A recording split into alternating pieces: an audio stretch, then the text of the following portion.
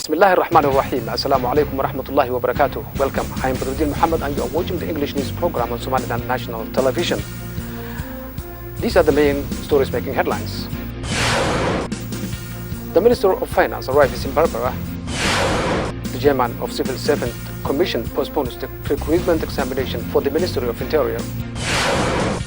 Authorities and cultural leaders of Bale Abane district praises the efforts of Somaliland government.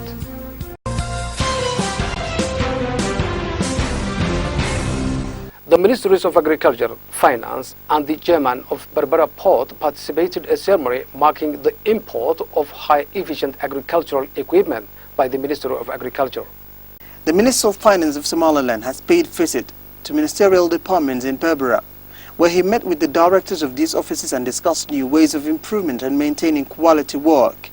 The minister also, along with the chairman of Berbera Port and other high-ranking regional officials, have participated in a ceremony marking the import of high-efficient and valuable agricultural equipment by Somaliland Ministry of Agriculture.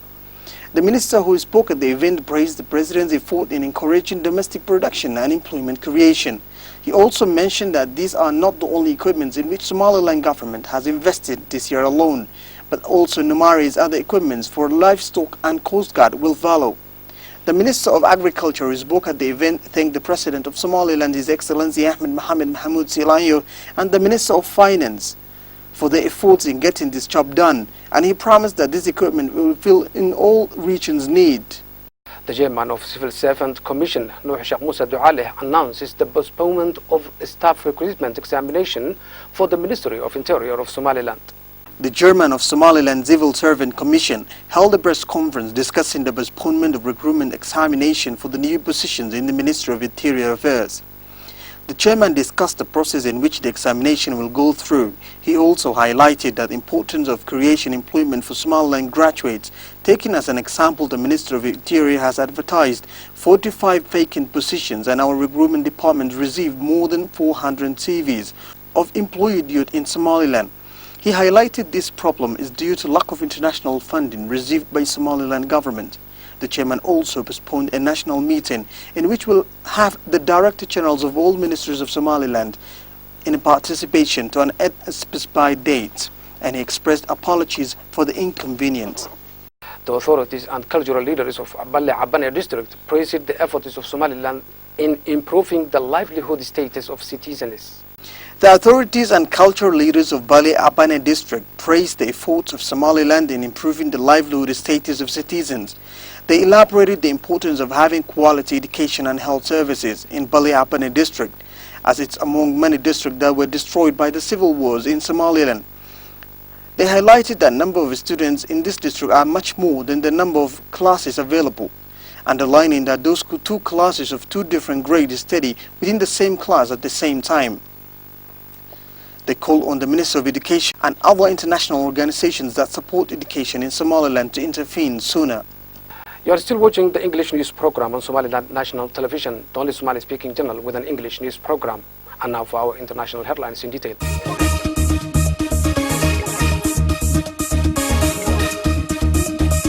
Syria rivals declare impasse in peace talks. Government and opposition delegates say negotiations are deadlocked as Russia and US trade blame for talks failure. A second round of Syria peace talks in Geneva has made no progress, Syria rival delegates said, as the United States and Russia traded blame for the talks' failure to take off. We deeply regret that this round did not make any progress, Faisal Maghdad, the Syrian Deputy Foreign Minister, told reporters on Friday. Speaking separately just minutes earlier, opposition spokesman Louis Safi complained about the other side's failure to budge.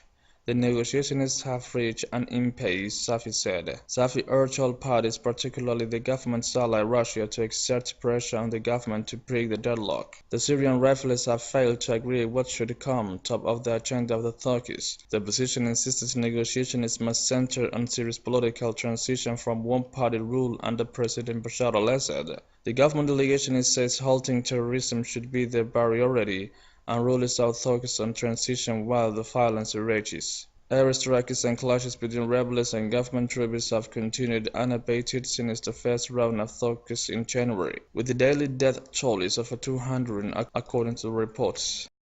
France sent these new troops as CAR strive deepens Paris to send 400 more soldiers to the Central African Republic as a concern grows over the country's increasing violence. The sectarian violence in the capital of the former French colony were turned back by the peacekeepers. Tens of thousands of Muslims have fled for their lives in the Central African Republic as Christian militiamen have stepped up their attacks in recent weeks. French forces are working alongside nearly 6,000 African peacekeepers. President François Hollande's office also urged other countries to show increased solidarity and called on the United Nations Security Council to accelerate the deployment of peacekeeping troops in the country. About a quarter of the population has been displaced by fighting and at least 2,000 people have been killed in the Central African Republic since the Muslim-select rebel group seized power last March in the majority Christian country. The fleeing Muslims, most of whom hoped to seek asylum in Chad, were surrounded by crowds of angry Christians shouting, "We are going to kill you all," according to the Associated Press news agents. UN Secretary Ban Ki-moon said earlier this week that sectarian violence was continuing to worsen in the landlocked country, and he was concerned it could spiral into genocide. The dark clouds of mass atrocities and sectarian cleansing loom over the Central African Republic. Mutilation is another horrendous act of violence as breeding mayhem and fear, Ban Ki-moon said. All Central Africans have been victims, Muslims and Christians alike.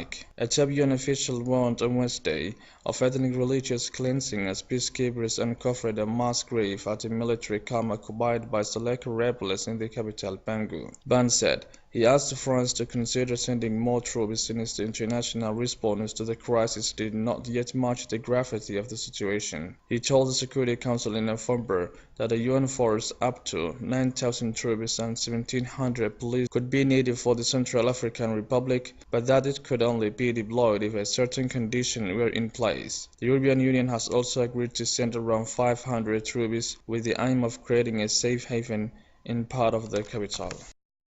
That is the end of our news. Thank you for watching. Until next time, Assalamu alaikum wa rahmatullahi wa barakatuh.